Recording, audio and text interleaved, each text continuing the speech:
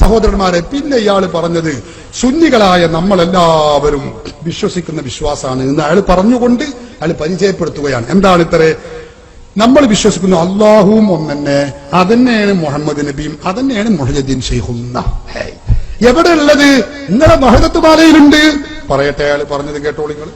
വഹദത്ത് മാല എന്നൊരു മാലയുണ്ട്. വഹദത്ത് തന്നെ ഒന്നാകൽ എന്ന അർത്ഥം കേട്ടോ. ഈ ഫരീദ് ബാബ ഈരാറ്റുപേട്ട എന്ന ഒരു തെക്കൻ കേരളത്തിലെ ഒരു വലിയ മുസ്ലിം ഭൂരിപക്ഷ പ്രദേശമാണ് ഈരാറ്റുപേട്ട. അവിടെ ജീവിച്ച ഒരു ഫരീദ് ബാബ ഉണ്ടായിരുന്നു, ഒരു സൂഫിയായിരുന്നു. അയാൾ അക്ബരിയ തരീഖത്ത് എന്ന് പറയുന്ന ശൈഖുൽ അക്ബർ എന്നിവർ വാഴ്ത്തി പറയുന്ന ഇബ്നു അറബിയുടെ തരീഖത്തിലെ ഒരു ഖലീഫയായിരുന്നു. അയാൾ ഉണ്ടാക്കിയ വഹദത്ത് മാല. ആ മാലയിൽ എന്താ പറയുന്നത്? ആദി ഒളിവായി അത് തൻവെളിവായി അത് പിന്നെ ആദമായി വന്നു ലുഹൂറായി അംബിയ ഔലിയ ആയി വന്ന് വന്ന് അവസാനം മക്കത്തതു തന്നെ വന്ന്. ആദി എന്ന് പറഞ്ഞ അള്ളാഹു ഔവൽ, അത് ഒളിവായി, പിന്നെ അത് വെളിവായി, അത് തന്നെ ആദമായി വന്നു ലുഹൂറായി. അപ്പൊ അള്ളാഹു സുബ്ഹാനഹു വ തആല തന്നെയാണ് ആദ്യമായിട്ട് ആദമായി വന്നത്. മാത്രല്ല അംബിയ ഔലിയ ആയി വന്ന് അവസാനം മക്കത്തതു തന്നെ വന്ന് അംബിയാക്കളായും ഔലിയാക്കളായും ഒക്കെ വന്നതും ആ അള്ളാഹു തന്നെയാണ്. അവസാനം മക്കത്ത് വന്നതും ആ അള്ളാഹു തന്നെയാണ്. ഈ വഹദത്ത് മാലക്ക് നമ്മുടെ കെ.വി. മുഹമ്മദ് മുസ്ലിയാർ പന്താവൂര് അദ്ദേഹം ഒരു വ്യാഖ്യാനം തന്നെ എഴുതിയിട്ടുണ്ട്. അദ്ദേഹം മക്കത്തൊതിച്ച മുത്തൊളി എന്ന് പറഞ്ഞിട്ട് പറയുന്നത് മക്കയിൽ വന്നതും ആ അള്ളാഹു തന്നെയായിരുന്നു എന്നാണ്. അപ്പൊ അള്ളാഹു സുബ്ഹാനഹു വ തആലയുടെ തജല്ലിയാത്തുമായി ഇവർ പറയല് അതിന്റെ പ്രകടന സ്ഥാനങ്ങളാകുന്നു അമ്പിയാക്കൾ. അപ്പൊ ആദം നബി എന്ന് പറഞ്ഞാലും മുഹമ്മദ് നബി എന്ന് പറഞ്ഞാലും അള്ളാഹ് പറഞ്ഞാലും മൊയ്തീൻ ശൈഖ് എന്ന് പറഞ്ഞാലും ഒക്കെ ഒന്ന് തന്നെയാണ്. സഹോദരന്മാരെ, സുന്നികളെ വിശ്വാസമാണ് ഇപ്പൊ പറഞ്ഞത്. എന്ത്? നമ്മളൊക്കെ വിശ്വാസം അള്ളാഹു എന്ന് പറഞ്ഞാലും മുഹയ്യിദ്ദീൻ ശൈഖ് എന്ന് പറഞ്ഞാലും റസൂൽ എന്ന് പറഞ്ഞാലും ഒന്നാണ്. ഇത്രേ പടച്ചോനെ, സുന്നികളുടെ ജീവിക്കുന്ന നാട്ടിൽ വന്നിട്ടാണല്ലോ ഈ അസംബന്ധവും ശുദ്ധ കളവും ഇയാൾ പറയുന്നത്. നിങ്ങൾ ചിന്തിച്ചു നോക്ക് സഹോദരന്മാര്. അങ്ങനെ ഒരു വിശ്വാസം സുന്നികളായ നമുക്കുണ്ടോ? ഒരിക്കലുമില്ല. പിന്നെ ഈ വഹദത്ത് മാല എന്ന് പറയുന്ന മാല, അത് ഏറ്റെടുക്കേണ്ട ബാധ്യത ഒന്നും ഞങ്ങൾക്കില്ല. അത് നിങ്ങൾ ആദ്യം മനസ്സിലാക്കണം. അതിന് കെ.വി.എം. പന്താവൂർ ഒരു പരിഭാഷ എഴുതിയിരിക്കണവൻ. അയാള് കള്ളത്തരീഖത്തിൽപ്പെട്ടിട്ട് എന്തൊക്കെയോ ഖുറാഫാത്ത് എഴുതി വെച്ചിട്ടുണ്ട്. ഞങ്ങൾ തന്നെ അദ്ദേഹത്തെ രൂക്ഷമായി വിമർശിച്ചതാണ്.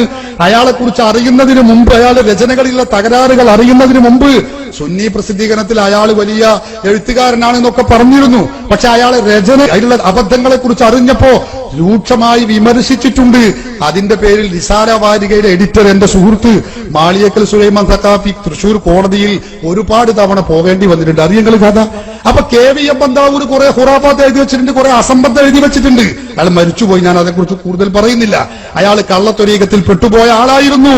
അതുകൊണ്ട് അയാൾ എഴുതിയത് ഞങ്ങൾക്ക് ഒരിക്കലും തെളിവല്ല, രേഖയല്ല. ഇനി അയാൾ എഴുതിയ ഈ വഹദത്തുൽ വജൂദ് എന്ന് പറഞ്ഞ മാല ഇതാണ്. ഞാൻ ഈ മാല ഒന്ന് എടുത്തു നോക്കി. നമുക്കിപ്പോ ഏറ്റെടുക്കേണ്ട കാര്യമില്ല, എന്നാലും ഞാൻ അതിലുള്ള സംഗതി എന്താ, ഇയാൾ ഈ പറഞ്ഞത് എന്താ നോക്കണല്ലോ. അപ്പൊ നോക്കിയപ്പോ ഇയാൾ പറഞ്ഞ നുണയെന്ന് മനസ്സിലായി. ഇയാൾക്ക് മലയാളം അറിയില്ല എന്ന് മനസ്സിലായി. എന്താ കാരണം?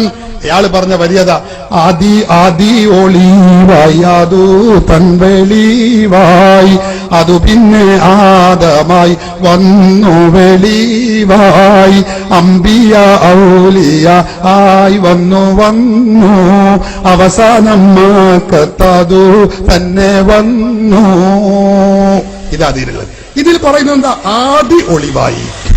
ആദി എന്ന് പറഞ്ഞ ആള് പ്രസംഗത്തിൽ നിങ്ങൾ കേട്ടോന്നാവോ? ആദി എന്ന് പറഞ്ഞ അള്ളാഹു. എന്താ അർത്ഥം വെക്കല്? ആദി എന്ന് പറഞ്ഞ അള്ളാഹു, ആദി എന്ന് പറഞ്ഞ അള്ളാഹു. നല്ല അർത്ഥ.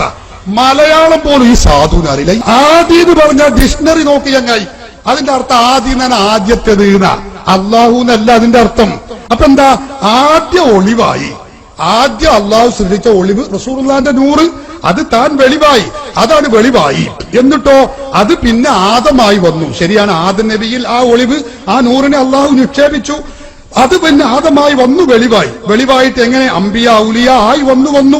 അമ്പിയാക്കളിലൂടെ ഔലിയാക്കളുടെയും വന്നു. അവസാനം മക്കത്തതു തന്നെ ഉദിച്ചു.